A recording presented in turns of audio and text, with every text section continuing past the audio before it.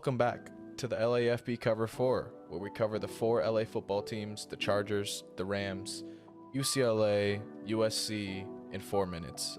My name is Gavin from the LAFB Rams, and let's get right into it. Starting first with the Chargers. The Chargers are facing the Bears this Sunday at 5:20 p.m. at home at SoFi Stadium. It'll be Justin Herbert going against Tyson Bagent. Because Justin Fields seemingly is still dealing with his right thumb injury. Last week, Bagent looked really good. He had a passer rating of 97.2 against the Raiders, and the Chargers are coming off a tough loss to the Chiefs. With 3 3-and-outs and 2 Herbert interceptions, they're looking just to play better complementary football, in my opinion, where at the same time the defense and the offense are playing to their abilities, which could lead to a win. But a lot of fans are calling to blow up the team after they fall to 2-4. But my consensus still is that's a little too early to call for a complete revamp. We'll see heading into week 8. Moving on to the Bruins. We have the Bruins heading up against the Colorado Buffaloes this Saturday at 4:30 p.m. It'll be Dante Moore going up against Shedeur Sanders. But the Bruins are still a top 25 ranked team.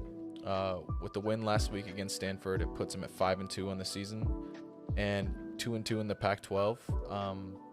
The Bruins are looking to get this win over Colorado in a game where UCLA is favored.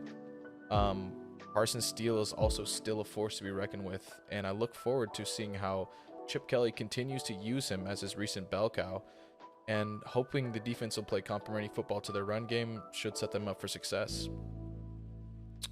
Heading now on to USC.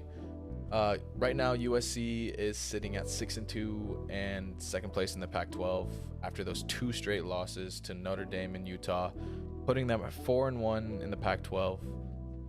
Fans are really just hoping for head coach Lincoln Riley to get this team back on track after that brutal loss to the Utes, and I honestly can't blame them.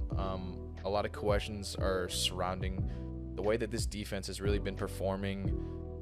This Saturday, they face the Cal Bears, where USC is favored by 10.5 points. And an interesting stat is that USC has not covered a single Pac-12 game this season.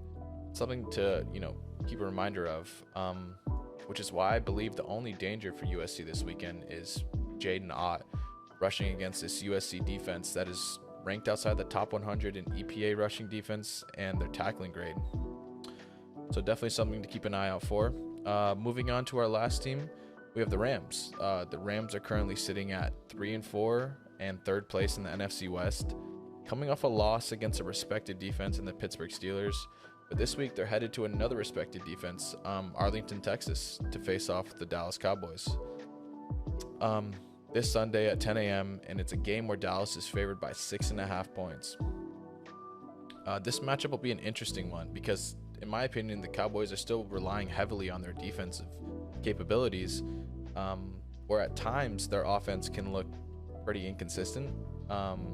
Even with Trayvon Diggs and Leighton Vander Esch out, they're still ranked 4 in points allowed despite that. For the Rams, without Kyren Williams again this weekend, they're probably hoping for great production from Darrell Henderson and Royce Freeman this week in hopes that they can maybe find some holes in the Dallas defense, especially since Dallas is coming off a bye, so maybe there's a slow start.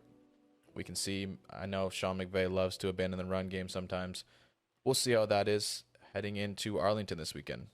Thank you guys so much for tuning into the Cover 4.